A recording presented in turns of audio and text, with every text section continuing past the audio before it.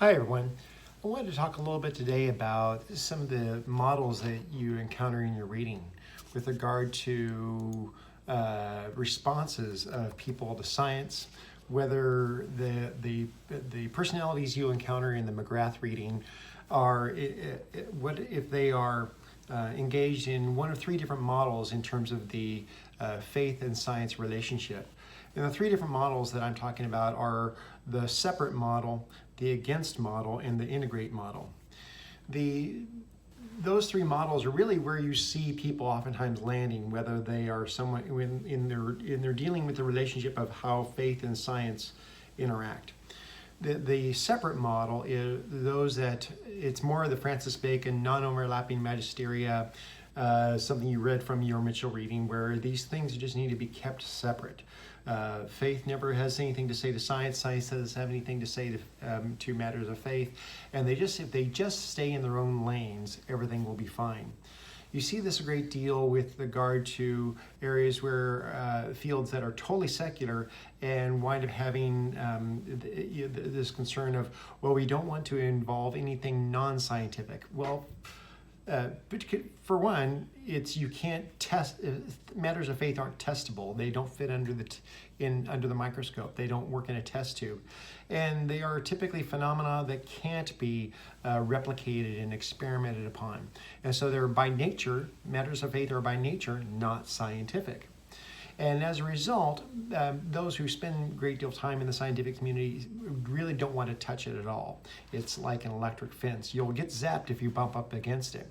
And so therefore, you wind up having this separate model. If we have the scientific community will say, we have no problem with matters of faith as long as it stays in its own lane. As long as, whenever you have overlap, that's when you're going to have problems.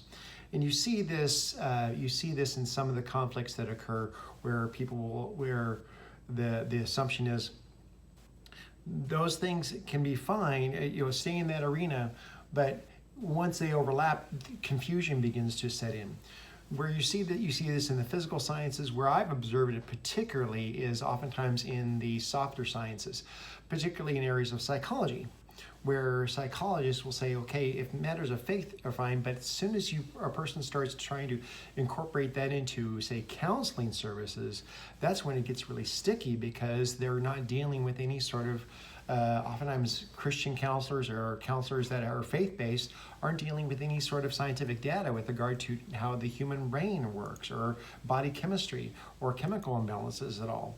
And so that's where it can get really sticky, where you have this separate model. Keep those things separate.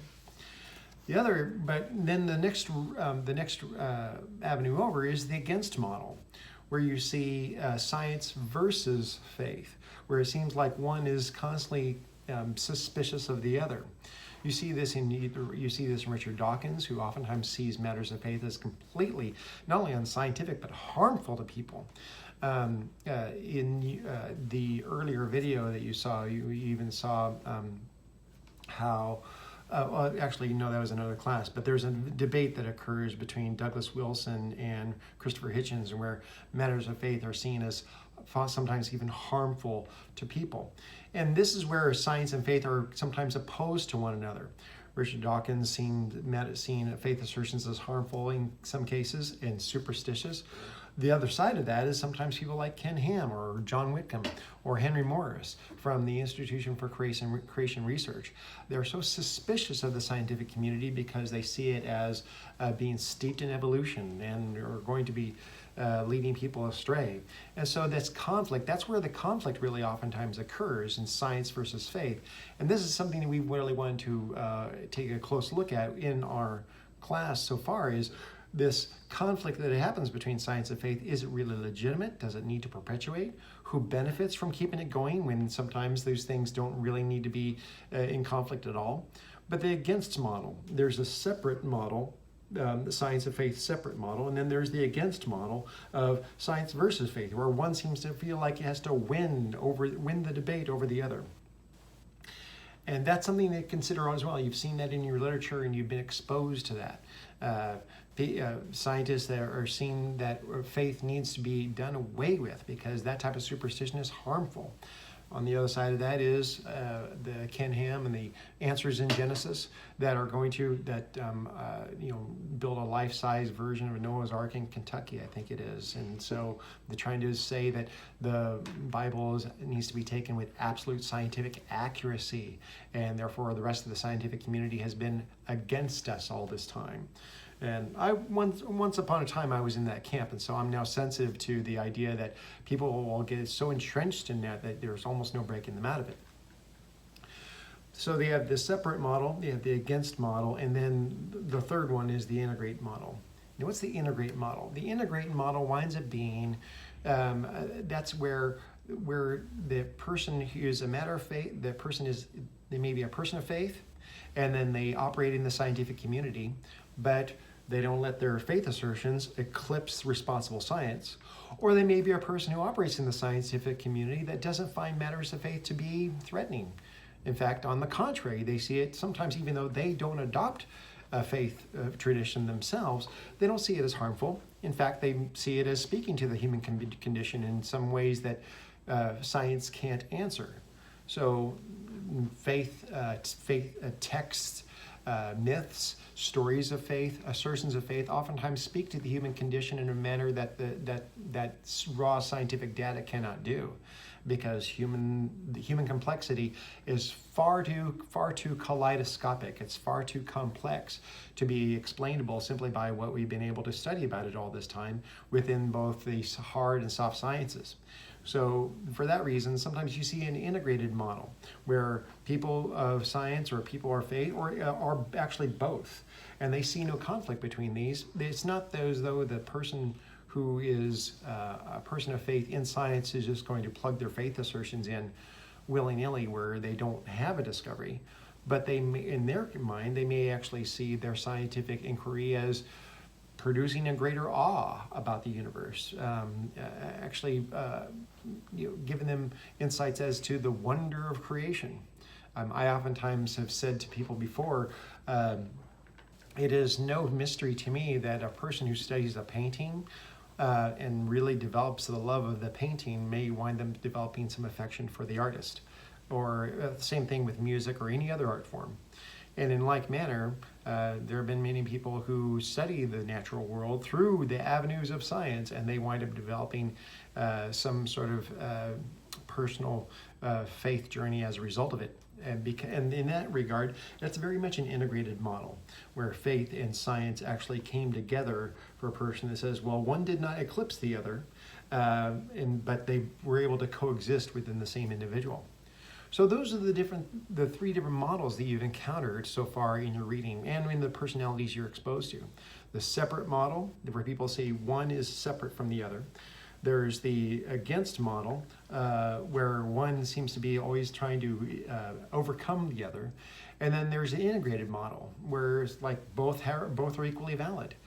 This also actually, the integrate model is also a little bit closer to the two books of God theory that we saw, where actually the two books of God, one being the revelation in the Holy Scriptures, and the other one being the revelation as through the natural world. And the two books of God analogy was seen as, if you have one author as writing two books, the special revelation in a sacred text and general revelation through the natural world, but it has the same author. This idea of the two books of God would see them as not in conflict. Therefore, the interpretation of one can inform the interpretation of the other. That's why it's the integrated model would say, look at Genesis and say, well, we need to revisit our interpretations of Genesis, because our former literal interpretations of, say, the early chapters of Genesis, like Genesis 1 through 11, don't really square at all with what the natural world is showing us. So we need to revisit that. And as a result, the integrated person, the person who's subscribing to an integrate model, would, like myself, wind up looking and saying, okay, well, the diversity, because of the diversity of the biblical text, requires that you have a variety of interpretive strategies for the various different pieces of literature throughout that collection of books. And some of them actually deserve to be taken rather literally because they present themselves as history. Some should be taken as poetry. Some should be taken with more simile. Some of the apocalyptic literature needs to be taken more metaphorical and understand the flowery language it uses. And some present themselves through more mythology. But there's so much diversity there that it doesn't necessarily mean that because you interpret one part of it this way, that you must interpret all of it that way. No, each part is taken as it presents itself. As a result, when a certain part presents itself to us in a way that needs to be revisited because of how we looked at the natural world and said, the natural world doesn't present itself as something that was created in 6 days, 6,000 years ago. Or actually the natural world doesn't really square well with even, say, the day-age theory in terms of geologic ages. That doesn't really work. There's a number of different ways in which our interpretation of the natural world doesn't square with some of these prior interpretations of Genesis. Then the integrated model would say, well, then if going back to the two books of God idea, the natural world and the Bible and the scriptures, the integrated model can say, okay, the interpretation of one, science, can inform the interpretation of the other, literature. And these can work together that way. So the three models, the separate model, the against model, the integrated model. These are presented through the different personalities. I hope that I've made throughout this course, been able to make the integrated model a little bit more attractive to you. All right, think about that as you're going through your reading. And we've got a few more subjects coming up in the remainder of the course.